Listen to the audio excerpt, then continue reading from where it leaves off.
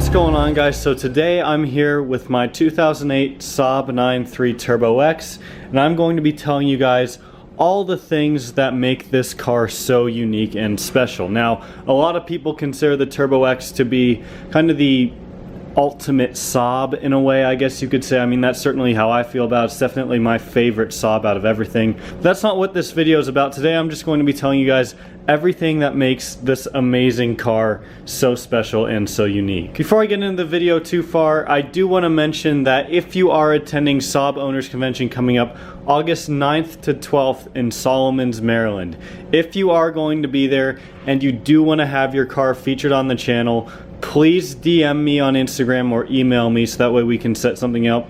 I already have a couple people that have messaged me, and I'm very excited to show you guys what I have planned. So, the Turbo X was produced exclusively for the 2008 model year, and it was produced to celebrate 30 years of Saab turbocharging. So let me explain the name Turbo X. So Turbo X, of course, first off, it's a turbocharged car. This car has a 2.8 liter turbocharged V6. I'll actually go ahead and pop the hood here so that way we can look at it.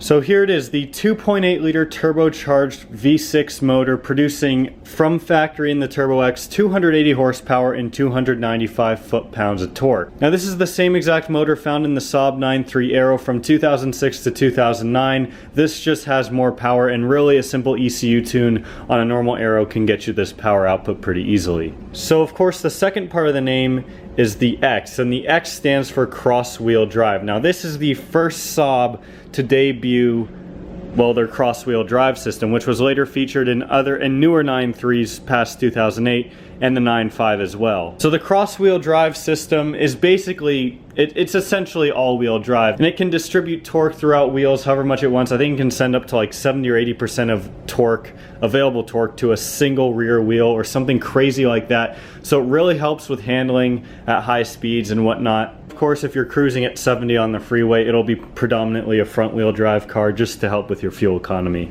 But let me say, the cross-wheel drive, when you are at low speeds and you need to get up and go, it makes such a big difference over my front-wheel drive Saab. Now granted, my ARC only has a 4-cylinder, blah blah blah. It's not as powerful as this to begin with, but I can definitely tell a difference. I mean, this thing gets up and goes, and anyone with a cross-wheel drive Saab can definitely back me up on that. So as I mentioned, the Turbo X was produced only in the 2008 model year, and it was a very limited run car. Now there were only 2,000 of these, just over 2,000 produced worldwide, and 600 of those were imported into the US. Now of those 600, of course, they had the 4-door sedan like you see right here, and they also had the 5-door sport combi, and of the sedan there were only 211 that were 6-speed manuals like this. So every single Turbo X that was produced was in this color. Jet black metallic is the color. It's a really beautiful color. It might just look like a plain black, and it might be kind of hard to pick up on camera. As you can see, it does have a really nice sparkle to it. It's a really,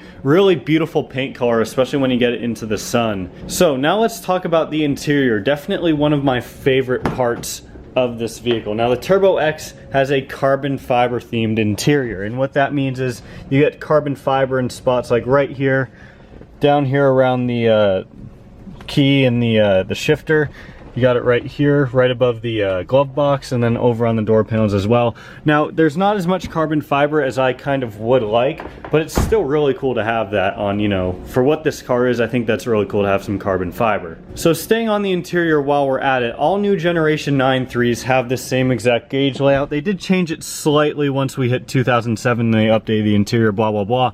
But the important thing to note about the Turbo X is the turbo gauge. Now the boost gauge, I'll put a picture up on pretty much every other new generation 9.3, looks a lot different. This is unique to the Turbo X, and as you can see, when you get in the car, when you open the door and get in, the turbo gauge actually lights up. So it's really cool to see at night. You know, you open your door and you get in, the turbo gauge is just lighting up. I don't know. It's just a little quirky thing that I really like about this car.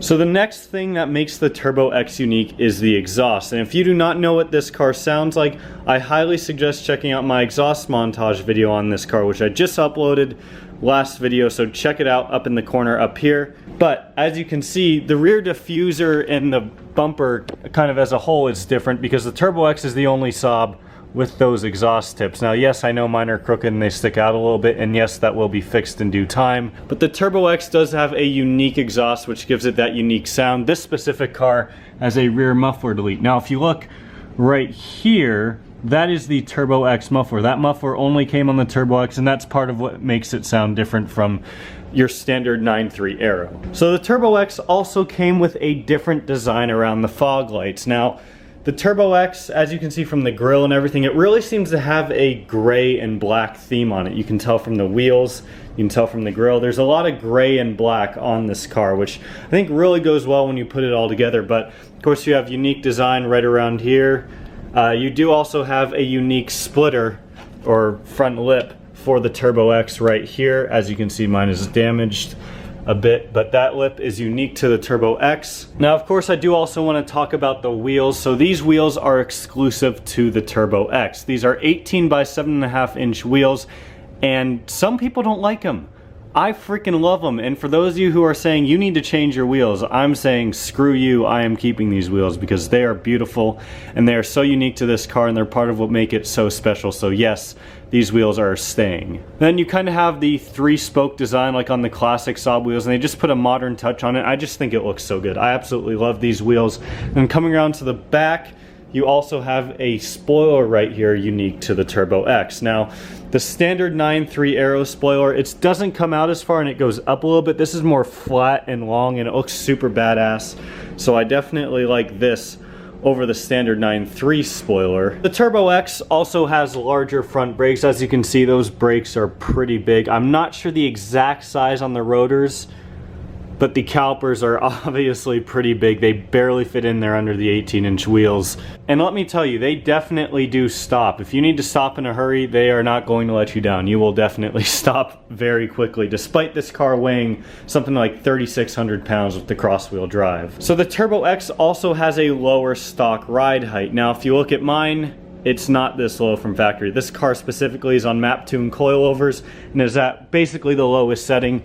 So no, you do not only have that much clearance from factory. I mean, I can barely get a finger in there, but it definitely looks better than stock ride height. But still, from factory, this car does have a lower stock ride height than your standard 9.3. Now, a lot of cars, especially in the US, I'm not sure about over in Europe and other places of the world, but they come with a government limited top speed. So on a lot of cars, it's like 135 miles an hour. More higher performance cars are 155 or 150, something like that. But the Turbo X actually doesn't have that 135 mile an hour speed limiter. So if I wanted to take this thing and do 160, which I don't even know if it can go that fast, it probably could, but I could. Now, when I talked about the cross-wheel drive earlier, I mentioned about how quick this car gets up and goes from a start or just from first gear in general. And part of the reason for that is not only because of the cross-wheel drive, but also because this car has no limiter for torque in first gear. Now,